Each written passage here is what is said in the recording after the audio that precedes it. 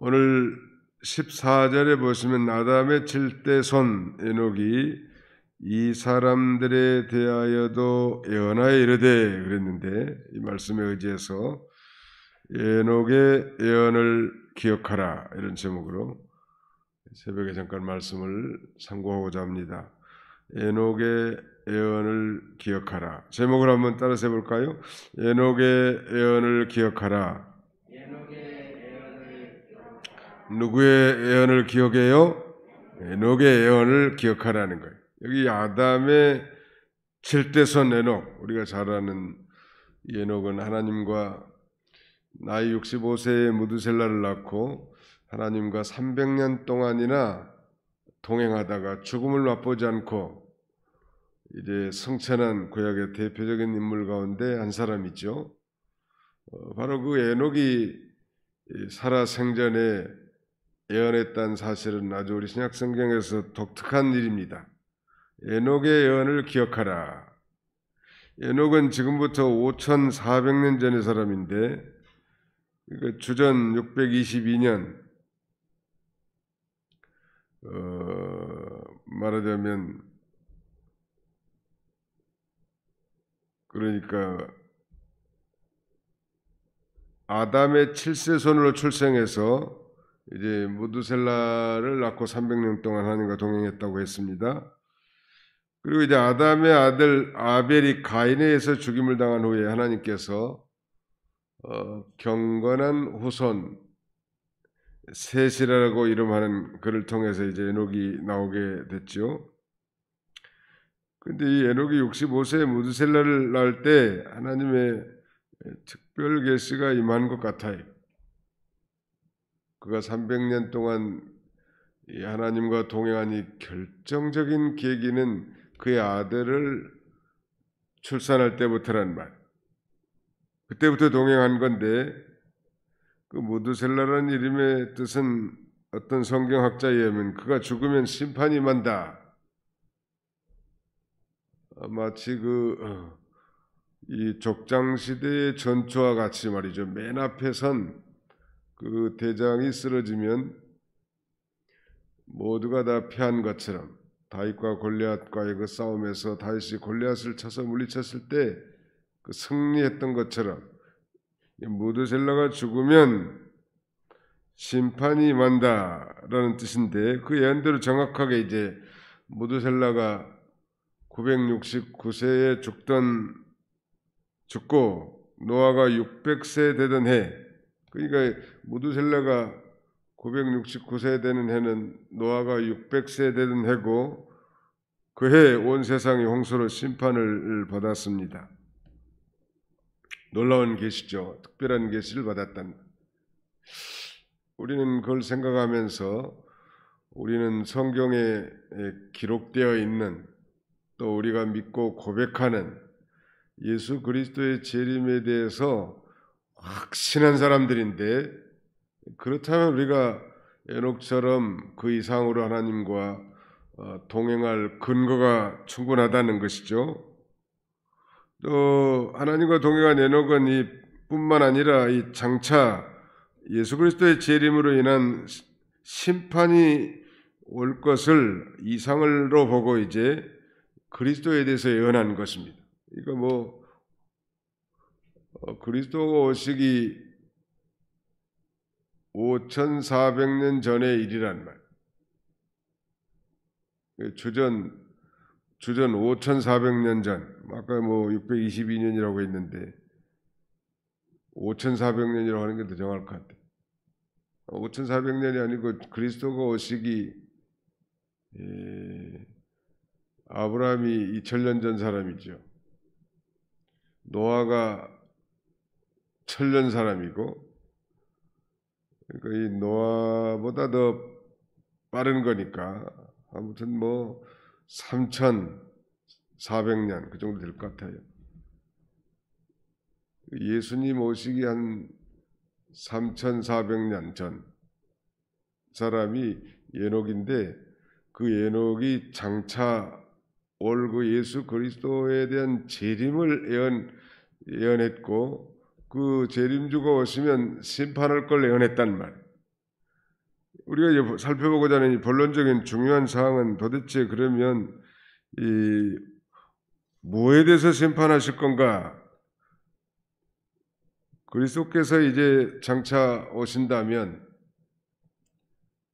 그러니까 이 에녹을 기점으로 한다면은 무려 뭐 지금 시점이니까 뭐 앞으로 오실 예수 그리스도의 재림까지 생각하면 엄청난 먼 훗날의 얘기인데, 바로 그 예수님이 재림주로 오시고 심판주로 오셔서 이 세상을 심판할 것인데, 도대체 뭘 심판하는 건가? 우리가 기억해야 할 유다의 예언 중에 말하자면 그 에녹의 예언 중에 그 심판의 내용이 뭐냔 말이에요. 두 가지로 요약할 수 있는데, 첫째는 경건하지 않은 일에 대해서, 즉 그 일이라는 건 works, 행위를 가리키죠. 경건하지 않은 행위를 심판할 거고, 첫째는. 두 번째는 경건하지 않은 말에 대해서, 우리 성경에 완악한 말이라고 되어 있는데, 행동과 말에 대해서 반드시 우리가 심판받을 줄 알고 말과 행동을 삼가 우리가 조심해야 할 것입니다. 경건하지 않은 행동을 심판하다. 경건하지 않은 일. 경건이란 영어 성경에는 godliness라고 이렇게도 표현해 놨습니다. godliness. god이라는 게 하나님이요. 그러니까 하나님다운 성품.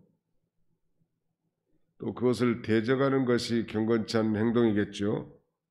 그래서 야고보 1장 27절에는 이 경건에 대해서 환난 중에 있는 고아와 과부를 돌아보고 자기에 대해서는 자신을 지켜 세속에 물들지 않는 것이라고 했습니다. 경건의 3대 요소는 대신 관계에 있어서 하나님 앞에 바로하고, 사람 앞에는 환난 중에 있는 고아와 과부 같은 자들을 돌아보고, 자신에 대해서는 자신을 지켜 세속에 물들지 않는 것, 이렇게 정의를 내릴 수 있을 것 같아요. 경건이란 무엇인가?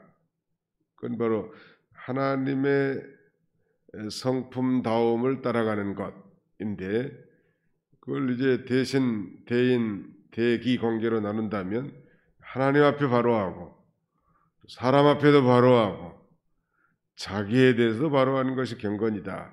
하나님을 두렵고 떨림으로 섬기고, 사람들은 어려움 당한 성도들을 돌아보고, 특별히 그 어려움 당한 성도들의 대명사가 고아와 과부란 말.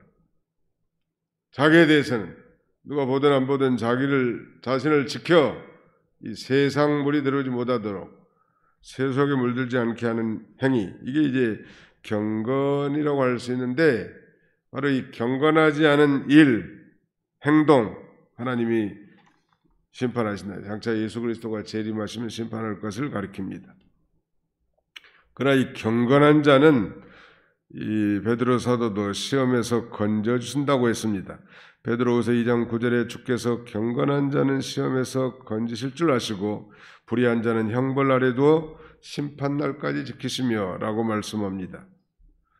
이 후세 경건치 않은 자들에게 하나님께서 이 본때를 보이셨다고 베드로후서 3장 5절 이하에도 말씀하고 있는데, 아무튼 우리가 우리의 삶 가운데 경건하지 않는 생활이 뭔가, 경건하지 않은 일, 뭐 사업한 사람 같으면 경건하지 않은 사업, 뭐 마약을 재배해서 판매 유통한다든지 말이죠. 이런 건 경건하지 않을 것 같아요. 아무튼 그 다음에는 연약한 자, 없는 자, 가난한 자를 등쳐먹는 일, 그게 경건하지 않은 일이에요. 포주라는 게 있는데 그 여자들을 이용해서 돈 버는 거 아니에요. 요새 경건이 무너진 그런 시대가 된 줄은 우리가 다 안다는 말. 이 성경은 경건에 이르기를 연습하라고 했습니다. 구약시대 삼손 같은 사람은 경건치 않은 인물의 대표적인 사람. 반면에 경건한 사람, 우리가 한번 생각해 보면 최근에 우리가 살펴본 성전에서 아기 예수를 영접한 시므온, 성경이 자증한 것처럼 경건한 자라고 했고, 또 세례요한의 아버지, 어머니 사가랴와 엘리사벳 다 경건한 자라고 성경은 말하고, 또 사도행전 10장에 나오는 고넬료, 성경이 자증한 것처럼 경건한 자였습니다. 아무튼 이 경건하지 않은 삶, 이것을 하나님이, 예수님이 재림하시면 반드시 심판한다는 것. 우리가 무슨 일을 하든지 그러므로 하나님 앞에 바로 해야 되고, 경건치 않은 일, 하나님은 우리 중심을 헤아리시는 분이시라고 했으니까요. 이 일이 정말 하나님을 거역하는 일인가? 하나님께 영광을 돌리는 일인가? 사람에게 유익을 주는 것인가? 사람을 넘어뜨리게 하는 것인가? 아무튼 이런 걸 잘 판단해서 오늘 하루도 우리가 경건한 삶을 사는 저와 여러분들이 다 되시기를 축원합니다. 그 다음에 두 번째는 경건치 않은 말, 우리 성경에 있는 대로 완악한 말이라고 되어 있습니다. All the harsh things, 아주 거친 모든 말을 가리키는 것. 경건치 않은 죄인들이 하나님을 향해서 내뱉은 아주 거친 말, 경건치 않은 말 심판한다는 것.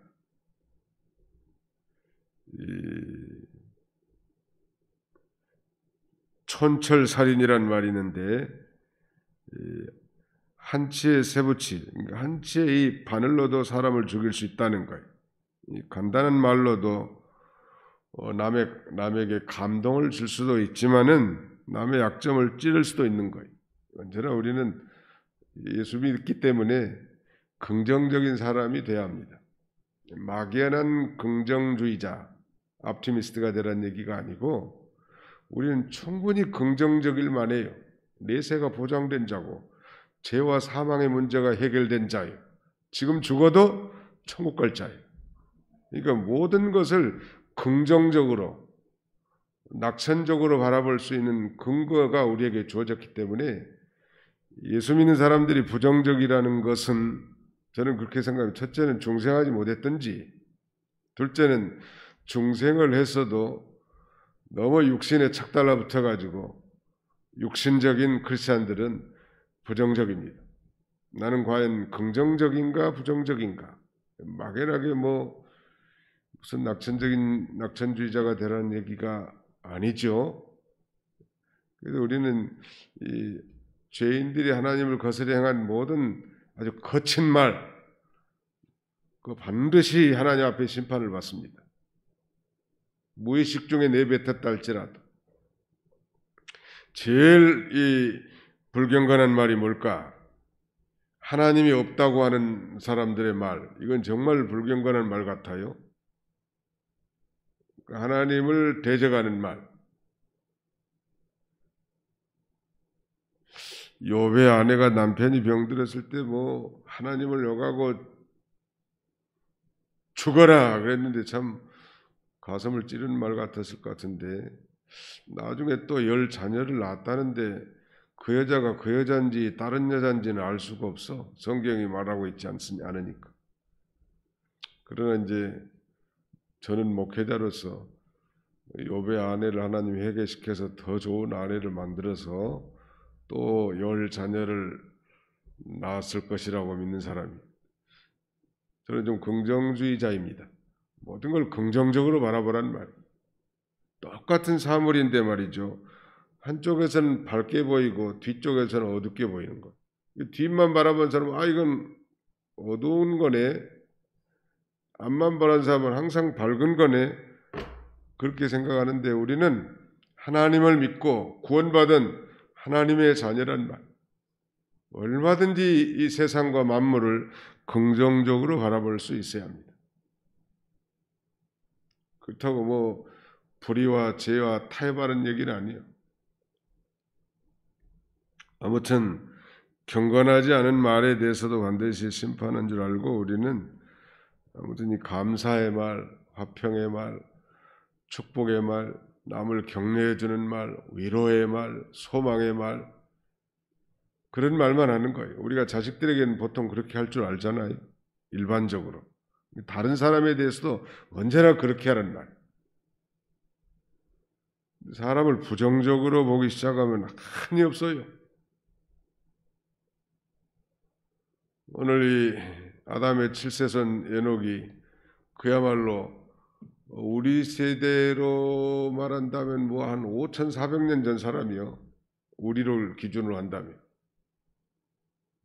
장차 예수님의 재림 때 예수님이 재림하실 것과 예수님이 재림하신다면 이렇게 경건하지 않은 행동과 경건하지 않은 말에 대해서 심판할 줄 알고 아무튼 원망하는 말 하지 말고 불만을 토하는 말 하지 말고 좋은 말 해주라. 자녀들 변화시키는 비밀 중에 하나는 좋은 말을 계속해서 오래 참으면서 목구멍까지 여기까지 한마디 토해내고 싶지만 꾹 삼키는 거죠. 좋은 말을 주다 보면 자녀가 또 좋은 인격자로 변화되고 성숙할 수 있는 거 아니겠습니까? 교회도 마찬가지. 항상 좋은 말이죠. 또 지금 어디서도 앞으로 잘할 수 있고 또 변화될 가능성이 얼마든지 많단 말. 그리고 자기가 또 기도하고 오늘 이 에녹의 예언을 기억하라. 경건치 않는 행동과 말한 것에 대해서 심판주이신 예수님이 재림하셔서 심판하실 건데 우리의 삶 가운데 불경건한 요소, 불경건한 행위와 말에 대해서 좀 되돌아보고 경건한 삶으로 승리하는 경건자들이 다 되시기를 주님의 이름으로 축원합니다. 거룩하신 하나님 감사합니다. 오늘 새벽에도 주의 전에 나와 기도함으로 하루를 시작할 수 있도록 은혜 주심을 진심으로 감사하고 감사를 드립니다. 아담의 7세손 에녹은 우리가 듣고 배운 대로 65세에 무드셀라를 낳고 무드셀라를 낳은 후 300년 동안 하나님과 동행했다는 사실을 우리가 익히 아는 바지만 뿐만 아니라 그는 장차 영광의 주, 심판의 주님이 오셔서 이제 불경건한 행동과 불경건한 말에 대해서 심판하신다고 이렇게 예언한 것들을 우리가 기억하고 우리가 이 땅에 사는 날 동안 부정주의자가 되지 말고 긍정주의자들이 다 돼서 늘 사람들을 기쁘게 하고 하나님을 기쁘게 하고 또 하나님의 교회를 밝게 하고 영광스럽게 만드는 일에 이 일비지력을 감당하는 우리 모두가 되도록 하나님이 축복해 주시옵소서. 오늘 하루 우리의 이제 삶을 축복하시고 우리로 말미암아 이 세상이 밝아지고 우리의 말 한마디로 우리 자녀들이 힘과 용기를 얻으며 또 우리의 경건한 행동을 통하여 불신자들이 하나님을 생각하게 하고 저 앞으로 돌아오는 놀라운 역사가 있도록 하나님께서 축복해 주시옵소서. 예수님의 이름으로 기도하옵나이다. 아멘.